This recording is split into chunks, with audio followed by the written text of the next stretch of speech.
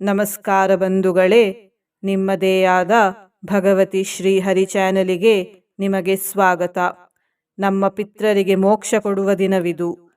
ಬಂಧುಗಳೇ, ನೀವು ಪಿತೃಪಕ್ಷದಲ್ಲಿ ಪಿತ್ರರಿಗೆ ಶ್ರಾದ್ದ ಮಾಡಲಿಲ್ಲದಿದ್ದರೆ ಈ ದಿನ ಪ್ರಶಸ್ತವಾದ ದಿನ.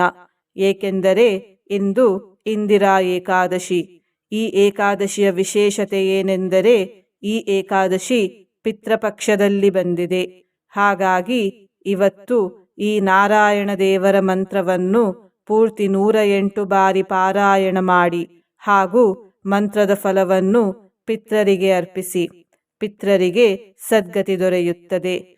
ಮಂತ್ರ ಪಾರಾಯಣ ಮಾಡಿದ ನಂತರ ನಾರಾಯಣ ದೇವರಲ್ಲಿ ಮಂತ್ರದ ಫಲವನ್ನು ನಿಮ್ಮ ಪಿತ್ರರಿಗೆ ಕೊಡುವಂತೆ ಪ್ರಾರ್ಥಿಸಿ. ಆಗ ಮಂತ್ರದ ಫಲ ದೇವರ ಮೂಲಕ ಪಿತ್ರರಿಗೆ ತಲುಪುತ್ತದೆ. ಬಂಧುಗಳೇ, ಈ ಅವಕಾಶವನ್ನು ಬಿಡಬೇಡಿ. ಏಕೆಂದರೆ ನಮ್ಮ ಪಿತ್ರರು ಸುಖವಾಗಿದ್ದರೆ ಮಾತ್ರ ನಾವು ಕೂಡ ಸುಖವಾಗಿರಲು ಸಾಧ್ಯ.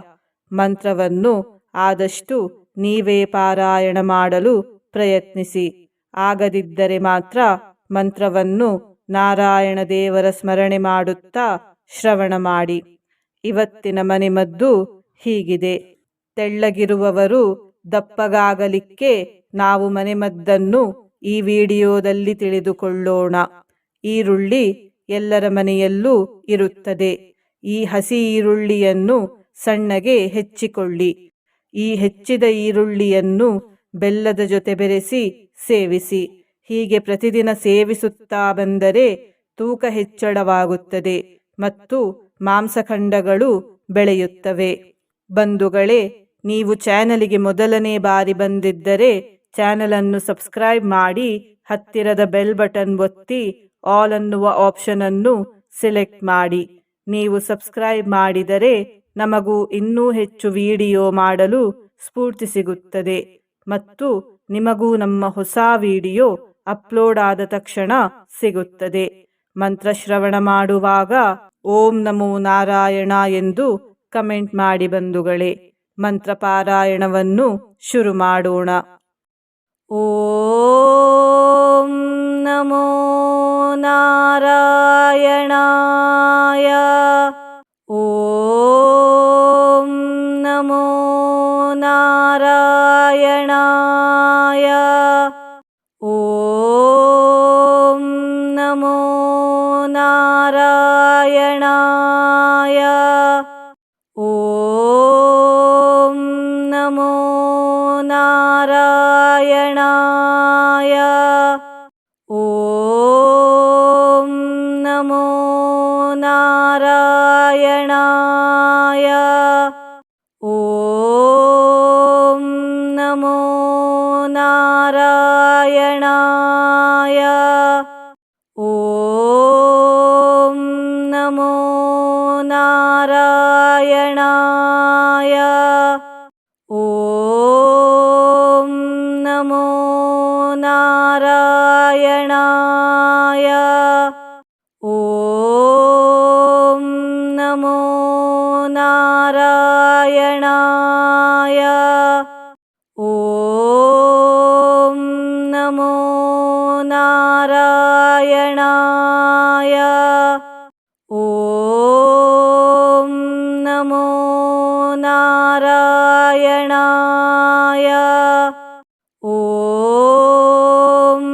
ನಮೋ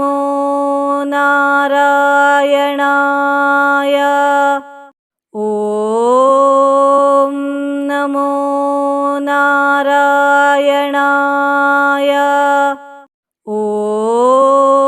ಓಂ ನಮೋ ನಾರಾಯಣಾಯ. ಓಂ ನಮೋ